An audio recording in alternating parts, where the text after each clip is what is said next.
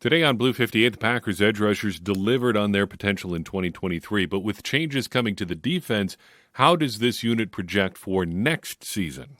Blue 58! Hello and welcome to another episode of Blue 58, the one and only podcast of thepowersweep.com. I am your host, John Meerdink, and I am happy to be with you here for another episode. Quick note before we get started, I've been releasing episodes as I record them as we hit the off season here, just so we come out. They come out a little bit more regularly. So you'll be getting episodes, hopefully, on Tuesdays and Thursdays.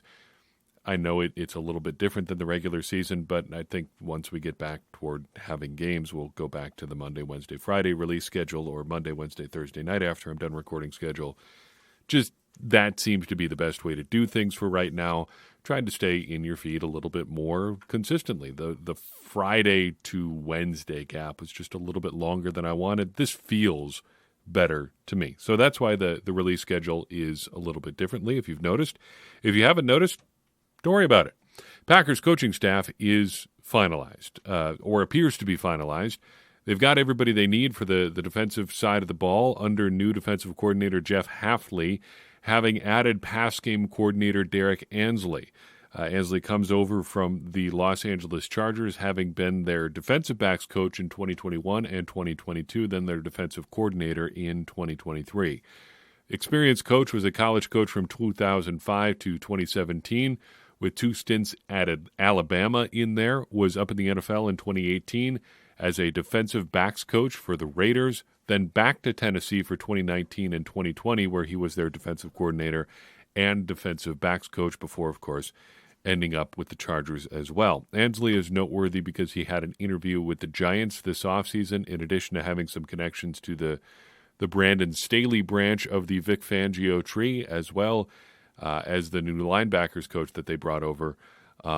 They are not out of, they're not out of the Fangio tree really at all. And we got to make a note there. Anthony Campanile, I think I said Campanile on the last podcast, which is wrong. Didn't even bother looking it up prior to that podcast, which of course is a mistake on my part. So Anthony Campanile coming over as well. But all that to say, they are not completely divorced from the Fangio side of the NFL defensive world here. And we'll talk about that more here in a second. As it stands right now, you've got, 5 defensive coaches and then another assistant defensive coach. So maybe 6, depending on how you want to count it. Well, it's not really depending on how you want to count it. It's 5 position coaches and coordinators, and then assistant coach Ogabasi there, the assistant defensive line coach. But as it stands, you've got defensive coordinator Jeff Hafley, defensive line coach Jason Rebrovich, linebackers and run game coordinator Anthony Campanile, passing game coordinator Derek Ansley, and defensive backs coach Ryan Downard. Seems pretty good to me.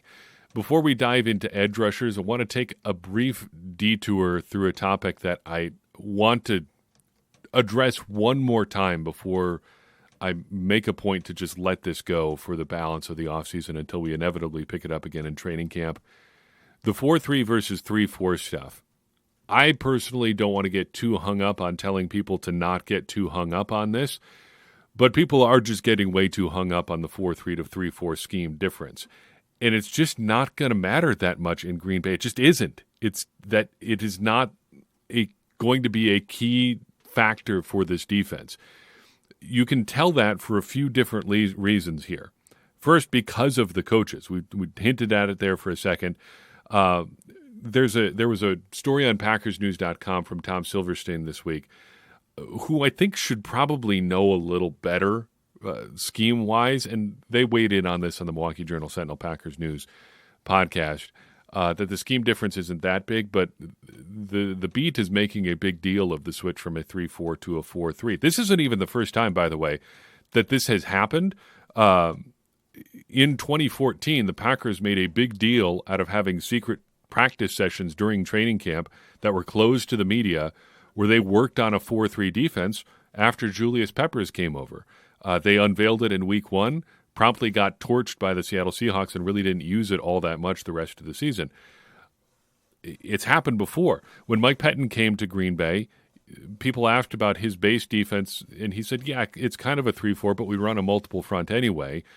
it just doesn't matter all that much. And if you look at the coaches the Packers have brought on this offseason, you'll see why they're not even married to that system all that much. So this piece that I was talking about that Tom Silverstein wrote cites that Campanelli's arrival in Green Bay is significant evidence that the Packers want to run a 4-3. Part of it is because his job title is just linebackers coach, which presumably means off-ball stuff because they don't have an outside linebackers coach anymore.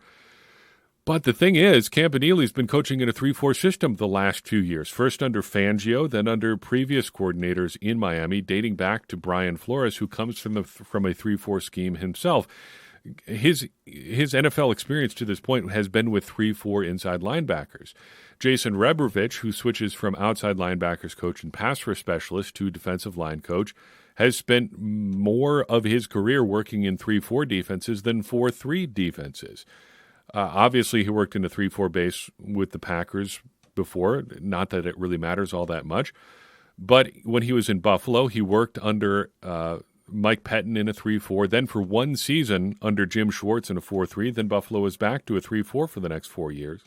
Then he goes to Jacksonville, where the Jaguars are in a 4-3 for the 4 years that he's there, but they use a lot of 3-4 elements in that system. How do we know? Well, because of their personnel, but also they had Dom Capers on staff there too, who is one of the most dyed-in-the-wool 3-4 practitioners there are. If you know, Capers is a bit of a byword in Green Bay. You can't really say too many positive things about him before people start looking at you sideways. But as a coach and an innovator in the NFL, he's right up there. He's been an influential coach for a long, long time. And if you look back to what he did with the Steelers, along with Dick LeBeau there too, he's done a lot for defense in the NFL and can implement a lot of good stuff for your defenses and has over the years and did in Green Bay. And then, of course, Rebrovich comes to Green Bay and runs the 3-4 with the Packers as well. So they have a bunch of experience in both. And for that matter, Hafley has some experience in both as well. So what I'm guessing we'll hear actually from Hafley is that we're going to run like a multiple front type deal. In his discussion on scheme from the podcast that he did with Adam Brenneman a couple weeks ago, he mentioned wanting to play with 4 down linemen. But I'll play the clip again of what he thinks his scheme is. Listen to where he spends most of his time talking about the defense. This is what he thinks his scheme is. We've been more middle-closed defense with a safety in the middle of the field than probably most people in college football. Yeah. Most people are some type of too high quarter space, and I get it for the quarterback run game. So we've had to kind of trend in that direction as well. But I've done a lot. At least a starting point with the middle close with 4 down linemen. Very similar to what we did in San Francisco and Ohio State, and a lot of people doing in the NFL. But I've started to adapt and create different 1 high shells, which really play like 2 high shells and get extra guys in the box. Yeah. You just got to stop the quarterback run game. So it's almost when I talk to my friends in the NFL and we talk defense together, it's almost a different game. Yeah. So how much time in that clip when he's talking about how he defines his scheme does he spend talking about the front? It's almost nothing. The 4-3 and 3-4 stuff just doesn't matter. And if you look at what the elite coordinators in the NFL do to set their defenses apart from everybody else, it's all in the secondary. The quote-unquote Fangio scheme is a quarters-based zone scheme by and large. He does cover 6 stuff in there too. The Dan Quinn scheme comes from Seattle and Gus Bradley there too. That's all a lot of cover 3 stuff. The Brandon Staley version of the Fangio tree stuff, and I guess the Joe Barry version of that is also a lot of cover 3. Even like look at the Tampa 2, one of the most famous defenses, probably the defense, I don't know, other than like the 46 defense from the Bears back in the 80s. That's probably the defense that most people could name just off the top of their head. The Tampa 2 is not about the 4-3 or the 3-4. It's about the back end. It's about the coverage. That's what it's all about. That's what sets defenses apart, not what's going on up front with your linemen and your linebackers. We're also going to hear some talk about how personnel is going to show that the Packers are making a big switch here, the changes that they want to make to personnel. I would just like to remind you that almost all the personnel changes that we are going to see are things that were going to happen anyway. Returning again to that article from Tom Silverstein, he talks about how in the base defense, the Packers want to do more with Quay Walker and Isaiah McDuffie and also add some more talent there. They also want to make sure that they're moving Kenny Clark around, giving him more opportunities at end. And then many, many other people have talked about what the Packers need to do at safety. All right, all of that is true. That is stuff that's going to happen in this defense. But just look at it logically. Had the Packers not changed their scheme, look at their front. Were they going to need more help up front anyway? Yeah, that's not a scheme issue. Were the Packers going to upgrade at linebacker? Again, yeah. Quay Walker, Devondre Campbell, and Isaiah McDuffie does not a linebacking core make in any scheme. I mean, you have Walker and McDuffie there for sure, and you should probably move on from Devondre Campbell this offseason because he's old, he's visibly aging as a player, and he doesn't seem to want to be in Green Bay anyway. That's not a scheme issue. That's just we need more good players. And at safety, well, maybe Hafley's approach does change who you're looking for slightly, but they were going to need upgrades there anyway. Look at the guys who played most of the snaps at safety there last year. Jonathan Owens, Rudy Ford, Darnell Savage, and Anthony Johnson Jr. You tell me, which of those two do you want as your starting safeties in 2024? Just pick two. Who are your favorite guys in that group? Yeah, you want to upgrade. If you had the chance to upgrade from any of those four, would you? Of course you would. And that's not a scheme issue. The Packers don't have a scheme issue with their personnel. It's not that their personnel are miscast for any scheme. It's just that they need more good defensive players. And kind of as a related note, I'm sick of people talking about how many first-round picks the Packers have on defense. Darnell Savage is a first-round pick and is going to be out of this locker room here in the near future. And if he comes back, nobody should be hanging the expectations on him from 5 years ago that he was a first-round pick. Has he played like a first-round pick? Shoot, in 3 years? Pre-pandemic was the last time we're talking about Darnell Savage as a plus player on this defense. Is Eric Stokes going to play again? Like, even if he's not a first-round pick, just is he going to play? I would say probably not. And then you've got, of course, Quay Walker and Devontae Wyatt and Lucas Van Ness, all three recent first-round picks. Sure, they're playing considerably, but it's not like they're awash with guys that have all recently been first-round picks who you're expecting to still be good. Those are guys that you're still figuring out who they are as a player. Rashan Gary and Kenny Clark, they've been here so long that you can't really consider them just first-round picks anymore just because they've proven themselves to be good. We need to stop getting hung up on what the Packers have invested on defense in terms of where guys were picked, because a bunch of these guys, they're open questions, and you expand that out to like free agent signings and re-signings and stuff like Devondre Campbell. Yeah, they invested in him, but he's not any good. They just need better players, and they need to get past some of the misses that they've made. Then just as a kind of a related note here, the difference between the 4-3 that I think a lot of us think of when we think of a 4-3 defense and the way that it is played now should break down the distinctions between 3-4 and 4-3 a little bit more too. Look at the big edge rushers they have in San Francisco. They're defensive ends. You've got Nick Bosa, you've got Chase Young, Kevin Givens up there too. Bosa, Young, and Givens go 266, 264, and 285 pounds. They're not huge defensive ends. Eric Armstead is the biggest end probably. I don't even know if you'd call him an end as much as a tackle. But just for the sake of argument, let's say he's an end. He's their biggest one, and he's 290 pounds. The days of the Reggie White-sized 4-3 base defensive end are gone. You just don't have 300-pounders playing on the end of your line anymore, and that works out pretty well for the Packers because you've got Rashan Gary, Lucas Van Ness, Preston Smith, all in the 270-pound range. Rashan Gary actually slimmed down a little bit, but even he's not like old-school mid to early 90s defensive end size. J.J. Enagbare, who we'll talk about here in a little bit in our season recap of edge rushers, goes in the mid-260s, right in line with where these other guys are. So just from a size and ability standpoint, it's just not that different. the 4-3 to 3-4 stuff just doesn't matter that much. You're going to see bigger differences in the Packers secondary and how they use their secondary to support that front more than I think you're going to see differences in the front. I'm going to step off of that soapbox now. Hopefully we don't bring this up again until training camp. I'm going to try to hold myself to that. Let's talk about edge rushers, though. 3-4-4-3, the Packers need some guys to rush the passers, and in 2023 they had some good ones. Dating back to training camp, I was thinking back to how we covered this group at the start of the season. Of all the groups on the Packers defense, of all the position groups, this one at the start of the season I think felt the most locked in. It felt like the most known commodity. You knew exactly what you were going to get from this group, and I feel like just looking at the overall output from this room, we got basically what we were promised here. You had a developmental prospect or two. You had your high-end performers.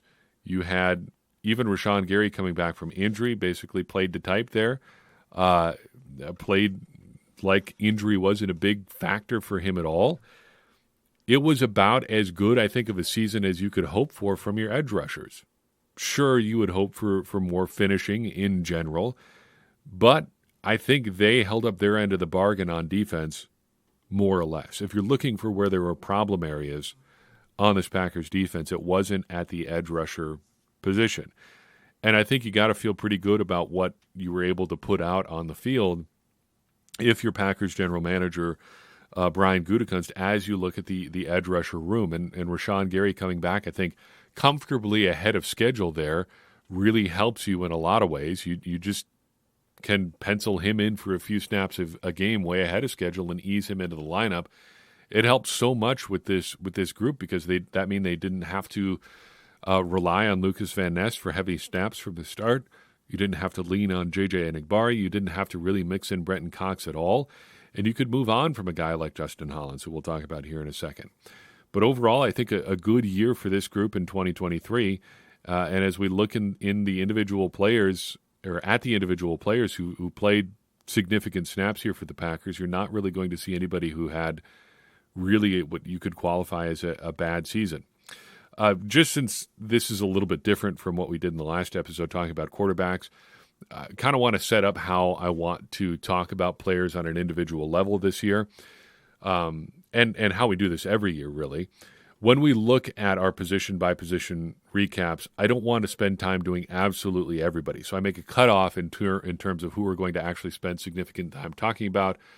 You have to have played at least 100 snaps on your primary side of the ball to merit discussion when we talk about your position group. So for the Packers edge rushers, that gets us to 4 players this year. Brenton Cox and Justin Hollins are the only other edge rushers who played in the regular season, but neither of them cracked 100 snaps. Cox played just 4 snaps on defense, also threw in 9 on special teams. Appears to have been a bit of a roster stash this year. We've seen the Packers do that a couple times over the past couple of years. Caleb Jones comes to mind. Jonathan Ford comes to mind now basically 2 years running. And Cox fell into that category in 2023 as well. I think you almost have to see more of him in 2024, assuming the Packers don't take anybody in the draft. And that's a pretty big assumption with 11 draft picks. You can always use more help on the edge. And with Preston Smith aging here, even if he comes back, or assuming he comes back, which is a bit of a big if here, I think, you're going to need to continue to backfill at that position. So whether it's Cox or a draft pick, they're going to need more from further down the depth chart from this group. Then you've got Justin Hollins, who was released after 4 weeks, played 84 snaps on defense through those 4 weeks, 20 more snaps on special teams. Kind of looks like this was a let Lucas Van Ness get his feet wet sort of situation, let him see how he develops right away. Van Ness played some of the heaviest snaps of the season in those first couple of weeks, week 1 in particular. So I think the Packers felt pretty comfortable moving on from Justin Hollins there pretty early in the season. As for guys who played significant snaps as edge rushers this year, we've got 4 of them. The first is Lucas Van Ness, and we'll go from fewest snaps played to most snaps played and kind of talk through guys from there. Van Ness played 365 snaps on defense this year, 47% of the snaps on defense in week 1, and never actually played that many snaps again. In fact, he only broke 40% in terms of playing time 4 times over the course of the regular season. Played another 101 snaps on special teams too, so adds a little bit of extra value there. In terms of the counting stats, 4 sacks, 8 tackles for loss, 10 quarterback hits this year. Advanced numbers-wise, a pressure rate of 9.24%, which is not bad, but was 8th best on the team. The Packers were getting after the quarterback fairly regularly this year, though maybe not finishing at the rate that you would hope that they could. Just getting a lot of plays where they affected the quarterback but didn't hit or sack the quarterback. His pressure rate on true pass sets was 9.82%, so slightly better. You'd like to see that there, 7th best on the team. His stop rate, defensive run defense there, was 6.5%, which was 5th best on the team. So a pretty well-balanced rookie year, I think, for Lucas Van Ness. Prediction-wise, we did pretty well on Van Ness this year. We predicted that he'd play more snaps in 2023 than Rashan Gary did as a rookie back in 2019. He did. Lucas Van Ness played 365 snaps. Rashan Gary was just in the mid-200s there, 246 snaps in 2019. Predicted that Van Ness would have at least 4 sacks. He did, 4 sacks exactly in the regular season, and predicted he'd have a pressure rate below 10%, which was true, 9.24%. So pretty solid read on where Van Ness was coming into this year. Overall feelings on him, I think, are pretty good for me. We kind of expected, I think, both individually for me and as a fan base and as people interacting with the podcast and our Discord server, that he was going to have a pretty rotational role this year. And he did, and he filled it well, especially as the season went on. You saw him play more with his hand on the ground as a pass rusher. That seemed to help him a lot, which bodes well for what he's going to do in 2024. The only real complaint I'd have with Van Ness is that we didn't see him that much. I would have guessed that we would see him more, especially as the season went on, but they never really just cut him loose. He was always kind of in a timeshare for the number 3 edge rusher spot with J.J. Enagbare, and maybe that factored in a little bit even with Rashan Gary, either playing more snaps than expected or just still being on a pitch count even later into the season, so they couldn't just rotate him in and have Preston Smith out there. They like to go in kind of shifts there and have Enagbare and Van Ness on the field together while Smith and Gary came out. Just do kind of the hockey subs there. But just wish we would have seen a little bit more of him. All that said, I feel like he easily met expectations this year. No real complaints at all. Looking ahead to 2024, I think things are very, very promising for young Lucas Van Ness. Whatever the Packers defense is going to look like, it's fair to say and easy to say that he is going to have a role in it. I wonder if he's going to end up moving around on the front a little bit more. If you want guys playing with their hand on the ground, that seems to tie in really well with what he can do. Maybe we see more of him as an inside rusher than we did in 2023, which is to say anything at all. We really didn't see him kick inside as an interior rusher at all in 2023. And I thought that would be all but a sure thing. Looking at his skill set and looking where he played in college, he played inside a lot at Iowa and really didn't get a chance to do it in Green Bay. Maybe he gets a chance to do it under Hafley more than he did under Barry. I feel like if Mike Pettin had been the defensive coordinator in 2023, would have seen that for sure. But I guess it just wasn't meant to be. He just did not do that for the Packers this past season, and we'll see if he does anything different under Hafley this next season. Next up is J.J. Enagbare, who played 452 snaps on defense, 194 on special teams, 46% and 45% of the snaps on those units, respectively. In the box score, 2 sacks, 8 tackles for loss, and 6 quarterback hits. His pressure rate on the year, 11.2%, came on strong down the stretch. His rate really went up over the course of the season quite a bit. Ended up 4th on the team in that figure, just a hair ahead of Preston Smith. They flip-flop in true pass sets, 13.56% pressure rate for Enagbare in true pass set situations. That is 5th best on the team, just behind Preston Smith. His stop rate of 6.99% was 3rd best on the team. expectation-wise or prediction-wise, I predicted he would meet or exceed his pressure rate from 2022 and 2023. He did. He upped his pressure rate from 9.8% to 11.2%, so I feel pretty good about that one for him.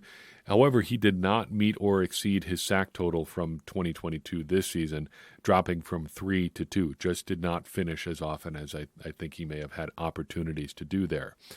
I think that is an emblematic thing for this whole edge rusher group, though. Just did not finish as often as they probably could have. Overall, it feels like Enagbare was basically a rotational guy in 2022 who ended up in a slightly larger rotational role in 2023. And, slightly larger, a little bit tongue-in-cheek there. He actually played fewer snaps than he did in 2022, though I think that's partly due to Rashan Gary coming back a little bit earlier than expected. In 22, he played more snaps than expected because of Rashan Gary's injury. In 23, he maybe played a role that was probably more aligned with where he would have been in 2022 had Gary not been injured. But, we're kind of splitting hairs there a little bit. About the same role, put it that way. I think he did meet my expectations, though, this year. If J.J. Enagbare is your third or fourth edge rusher, you probably don't have any major complaints. Is he setting the edge as strong as he possibly could? Is he getting suckered in the run game? Sometimes, giving up edges? Yeah, sure. But he does his job when he's out there. He plays hard. And look, he's your third or fourth guy off the bench. You're not counting on him to be your hardcore edge setter and an elite pass rusher, though maybe you'd wish he was a little bit better in one of those two areas. So you could say at least he's our run stop guy off the bench, or at least he's our situational pass rusher off the bench. But hey, we're talking again about a day 3 pick in his second year. It feels like it was a pretty good year for him. Unfortunately, he tore his ACL in the playoffs, rendering his 2024 outlook pretty uncertain here. Just to ballpark it a little bit, he tore his ACL on January 14th. September 1st, I don't know if the Packers are going to play September 1st. It'll probably be the week after that. I don't know. But just to use that as a ballpark date, September 1st would be 231 days post-injury, not quite 8 months. It seems reasonable to me, and I don't want to assume anything or guess wrong at anybody's injury. Everybody's injuries are different. No two ACL injuries are the same. It seems reasonable to assume he'll be on the PUP list to start next year. Stranger things have happened, but that would be a very rapid recovery. We also have to account for the possibility of a different role in a 4-3 defense versus a 3-4. I went back and looked. He did do some hand-down rushing in college, not just tons, but you feel like he could probably make that change if he needed to. And he's going to need to because it looks like the defense is going to be a little bit different in 2023. Next up is Rashan Gary, who played 587 snaps on defense this year. Not a single one on special teams, not a special teamer at all. That's pretty good snap count, I feel like, for him, considering he didn't play more than 46% of the snaps in any of the first 5 weeks of the season. But after that 5-week mark or so, he was off and running. He only played under 60% of the defensive snaps 3 times the rest of the way in the regular season. And 2 of those 3 times, he was basically 1 snap away from hitting 60%, 59.7%, twice in the last 11 games of the regular season. Box score stats, 9 sacks, 7 tackles for loss, 22 quarterback hits, just off of career high in all 3 of those numbers there. Advanced stats, pressure rate at 15%, first on the team. True pass set pressure rate at 18.93%, first on the team as well. Stop rate, a little bit better than I expected at 6.73%, fourth on the team. Prediction-wise, I was wrong in a bunch of ways on Gary, but that ended up being great for the Packers. I thought he would have a down year coming off his ACL and not even play a full season because I thought he would be on the PUP list to start the year. I predicted he'd have a pressure rate under 13.5%. Missed on that one. Was way better. I thought he would have between 6 and 10 sacks. Correct. He had 9 sacks, and I thought he would play at least 10 games. Went conservative on the prediction there, but he ended up appearing in all 17 games for the Packers in 2023. Overall, I think Rashan Gary's season kind of mirrors the Packers' season in a lot of ways. Heading into the season, you had a lot lower expectations for Gary than I think we did at the end of the season. Overall, I think it was a really good year, and I think you've got some evidence that he kind of wore down over the course of the year. As he played more snaps, his pressure rate dropped off. He got less contact on the quarterback, and I think it seems like a reasonable hypothesis that he was probably not in as good of condition as he normally would have been, considering his offseason was spent recovering from ACL surgery rather than doing normal offseason stuff. And you would guess, or you would think, just as from a physical fitness perspective, that, maybe you don't have time in the offseason to do your conditioning and stuff, but you come in training camp, you get into football shape, so you're ready to go. Can't you kind of do that conditioning stuff in season? I don't think it really works that way, unfortunately, because your off-season conditioning kind of sets the baseline for where you are, and then you go down from that. If you're unable to do the off-season conditioning, your baseline is just lowered, and then you're going down from there. So I think wearing down a little bit is to be expected. And it does look bad to wear down, but like I said, he's a good example of expectations changing over the course of the year. He overperformed in some ways, so do we measure him by the overperformance or by what we originally thought? I don't have a good answer there, so I think you solve it by just saying this was a post-ACL year, his first year post-ACL. And I think on the whole, for his first year post-ACL tear, he was pretty great, even if he did tail off a little bit at the end. I think he played well enough that you feel pretty good about giving him that extension, and I think he, all told, hasn't had a season where he met expectations. But headed into 2024, he is the Packers' most interesting piece on defense, I feel, because he's their best defensive player. How much do they want him to even change in a scheme change? How does he do things in a scheme change? I wonder a little bit about the idea of a natural position fit with him. Packers fans might have a little bit of a trigger on that word, dating back to the Demarius Randall pick in 2015. He always said, no, he didn't always say. He said after things started going badly at corner that his natural position was safety. But he actually said in his rookie training camp he felt that his natural position was corner. But all that to say, Rashan Gary's natural position may not be as a stand-up edge rusher, but a hand-down kind of edge rusher, because that's really what he did in college. And if you go back to high school, that's what he was doing. He's always been kind of a very traditional hand-on-the-ground defensive end until he got to Green Bay. That was the big story in his early Packers career. How did he transition from being essentially, in some cases, a defensive tackle, like an interior lineman, to a stand-up edge rusher? Now that he's potentially going back the other way, how does that change for him? How much do they want him to change? How do they use him in a new scheme? Whether it's a 3-4 or a 4-3, how they use Rashan Gary is an important question. One of the things that I was hoping we would see from him is a lot more of the Zadarius Smith type spinner role. I think they call that. Some football knowers call it that. But basically an edge rusher standing up in the middle of the defense. At the peak of his powers in Green Bay, you saw that a lot from Zadarius Smith, standing up with his big long arms, just being a huge dude standing right up over center and causing big problems for opposing offenses there. I've wanted to see that from Rashan Gary for a long time, and we got it for like 6 snaps total in 2023. And it seemed to work when it happened, but just they never really have seemed to want to move him around all that much. Is that going to change here in a new scheme? How does he play the run in a new scheme? Run defense has always been a little bit of a problem for Rashan Gary in Green Bay, but you take that trade-off because rushing the passer is more valuable. Is it possible that he could be a better run defender in a new scheme, or could things go worse for him? We don't know.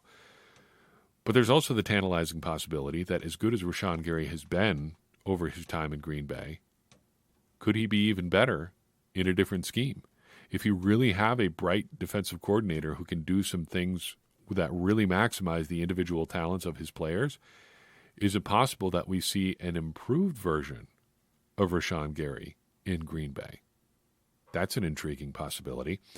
Let's round out the edge rushers by talking about the elder statesman Preston Smith. 732 snaps on defense, 4 on special teams this year, just under 66% of the snaps, but the second fewest total number that he has played on defense during his time in Green Bay. Box score numbers, 8 sacks this year, third season straight with at least 8, up to 41.5 over his 5 seasons with the Packers.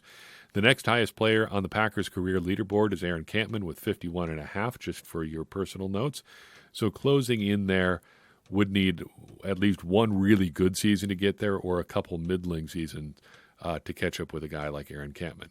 Advanced stats-wise, pressure rate of 10.5%, fifth on the team just behind J.J. Enagbare. Again, they flip-flop between the overall pressure rate and the true pass set pressure rate. He's up ahead of J.J. Enagbare in the true pass set rate at 13.96%. Stop rate, sixth on the team with a rate of 6.42%, just behind Lucas Van Ness. Prediction-wise, I predicted he'd be above 10% in pressure rate, which was correct. I also thought he'd have between 6 and 9 sacks, which was correct as well. Overall, I thought this was a good season from Preston Smith. If there is a problem with his situation with the Packers, I think it's just salary cap stuff. For this year, it was just $6 million, just 6.3, I think is the exact figure in terms of what he counted against the cap. Next year, it goes up considerably. What he gave you in 2023 seems pretty good for the cap figure he was at. But is that what you want from him next year? Let's put a pin in that here for a second.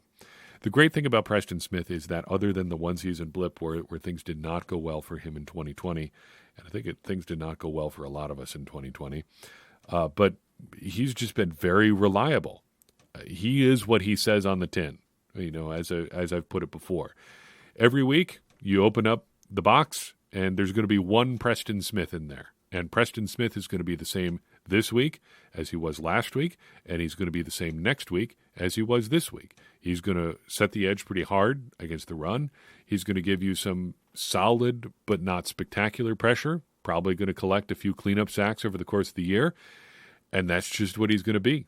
That's what he's been for 2 or 3 years now, ever since he got back from that down year, that slump year, pandemic year, whatever you want to call it. And he's just been a reliable guy in Green Bay, which was basically what he's been over his entire career, just been a solid, steady sort of player. So I think he met expectations yet again this year, because expectations, I think, were a little bit lower than they're going to be if his cap number is allowed to jump like we expect it to over this next year. That is the big question. So what you got from Preston Smith was great for 2023 as we look ahead to 2024. He had a cap hit of $6.3 million for his age 31 season. However, next year, his age 32 season, that cap hit jumps to $16.5 million. Is what you get from Preston Smith a good ROI for that cap hit? I consider myself a pretty big Preston Smith fan, and I would have to take a pretty long, hard look at that number before I feel good about it. If you wanted to get him back, you probably could. The cap machinations are not super important to me if they decide they want to bring him back. He's a solid player. J.J. Enagbare's injury probably complicates your edge picture more than you would like, so you probably need a guy like Preston Smith. If you're replacing 2 of your top 4 edge rushers in one offseason, that gets to be a considerably bigger problem than you would otherwise have to have. There are things they can do to make his cap hit more palatable. You can look into that if you want. Here is one thing I will offer you that you should know for sure. According to overthecap.com, he has a roster bonus due on the 4th day of the 2024 league year. So that would be March 16th, 2024. That should give you a timeline on the decision the Packers have to make. If things are going to get done, if they're going to move money around, it's got to happen before then, because otherwise things get really crunchy as far as his cap number for 2024. I'm going to get the number right eventually. For 2024, things get a lot more complicated if that roster bonus hits. That is still an if that is hanging around out there. Would love to have Preston Smith back. I think his game is going to age pretty well. Yeah, he may not be a dynamic pass rusher, but that's never really been his thing. He's just been sort of a consistent pass rusher, put it that way, than a dynamic one. He's not making big splashy pass rushes. He's the consummate slow burn pass rusher. that I think was what he still was in 2023, and he could very well run that back again in 2024. And looking at the state of the edge rusher group right now, the Packers could probably use it. That's all I've got for you in this episode of Blue 58. I appreciate you tuning in. I appreciate it even more if you'd take a second and share this episode with someone you think would enjoy it. It's going to help more people find the show and get more people involved in this conversation you and I are having about the Green Bay Packers, which in turn is going to help all of us, me included, become smarter Packers fans. And as I always say, smarter Packers fans are better Packers fans, and better Packers fans are what we all want to be. I'm your host, John Meerdink. We'll see you next time on Blue 58.